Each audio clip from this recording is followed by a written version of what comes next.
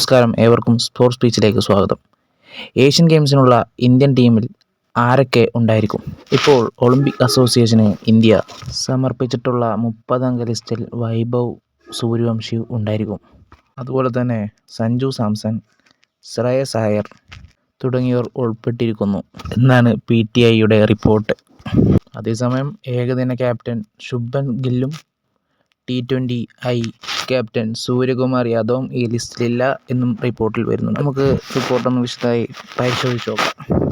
ഇപ്പോൾ ഇവിടെ പ്രധാനപ്പെട്ട കാര്യമെന്ന് പറഞ്ഞാൽ ഈ ഏഷ്യൻ ഗെയിംസ് മത്സരങ്ങൾ നടക്കുന്ന സമയത്ത് തന്നെ ഇവിടെ ഇന്ത്യക്ക് വെസ്റ്റ് ഇൻഡീസുമായിട്ടുള്ള സീരീസ് കളിക്കാനുണ്ട്. അപ്പോൾ ഈ രണ്ട് കാര്യങ്ങൾ ഒരുമിച്ച് നടക്കുന്നതുകൊണ്ട് ഇന്ത്യക്ക് 2 ടീമിനെ പ്രഖ്യാപിക്കേണ്ടി വരും. വെസ്റ്റ് ഇൻഡീസുമായിട്ടുള്ള സീരീസിൽ 8 വൈറ്റ് ബോൾ ഗെയിംസ് ഉണ്ട് എന്ന് പറഞ്ഞാൽ 3 ODI മത്സരങ്ങളും 5 T20 മത്സരങ്ങളും. സെപ്റ്റംബർ 27 മുതൽ ഒക്ടോബർ 17 വരെയുള്ള കാലഘട്ടത്തിലാണ് മത്സരം നടക്കുന്നത്. അപ്പോൾ അതിൽ കളിക്കുന്ന താരങ്ങൾ സ്വാഭാവികമായിട്ടും ഏഷ്യൻ ഗെയിംസിൽ ഉണ്ടാവാൻ ചാൻസ് ഇല്ല. അപ്പോൾ ഏഷ്യൻ ഗെയിംസ് കളിക്കുന്ന പ്ലെയേഴ്സിന് T20 വന്നിട്ട് കളിക്കാനും പറ്റില്ല. അതുകൊണ്ടാണ് പറഞ്ഞത് 2 ടീം പ്രഖ്യാപിക്കേണ്ടി വരും. ഏഷ്യൻ ഗെയിംസ് സെപ്റ്റംബർ 19 മുതൽ ഒക്ടോബർ 4 വരെയാണ്.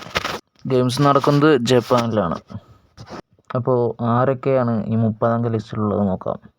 യശസ്വി ജയ്സ്വാൾ, അഭിഷേക് ശർമ്മ, വൈഭവ് സൂര്യവംശി, ഇഷാൻ കിഷൻ, സഞ്ജു സാംസൺ, ശ്രേയസ് അയ്യർ, ഋഷഭ് പന്ത്, ഹർദിക് പാണ്ഡ്യ, റിങ്കു സിംഗ്, തിലക് വർമ്മ, ജസ്പ്രീത് ബുംറ, അക്ഷർ പട്ടേൽ, ഹർഷ്ദീപ് സിംഗ്, കുൽദീപ് യാദവ്, നിതീഷ് കുമാർ റെഡ്ഡി, പ്രസിദ്ധ കൃഷ്ണ, വരുൺ ചക്രവർത്തി, അനുകുൽ റോയ്, ആയുഷ് പദോനി, ഹർഷ് ദുബെ, ധ്രുവ് ജുറൽ, ഖലീൽ അഹമ്മദ്, രുദ്രാജ്, രവി ബിഷ്ണോയി, ഷഹബാസ് അഹമ്മദ്, ശിവൻ ദ്യൂബെ, വിപ്രാജ് നിഗം, റാഷിദ് റാണ, യാഷ് താക്കൂർ, വാഷിംഗ്ടൺ സുന്ദർ.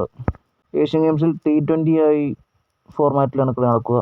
അതുപോലെ നമ്മളത് നോക്കേണ്ട കാര്യം പറഞ്ഞാൽ വൈഭവ് സൂര്യവംശിക്ക് ഇന്ത്യൻ ടീമിലേക്ക് ഒരു അരങ്ങേറ്റം ഇതാക്കാനുള്ള മാച്ചും കൂടിയാണ് വരുന്നത്.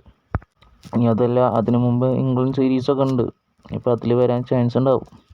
എന്തായാലും ഇന്ത്യൻ ടീമിലേക്ക് വൈഭവ് സൂര്യവംശി വന്നിട്ടുണ്ട്.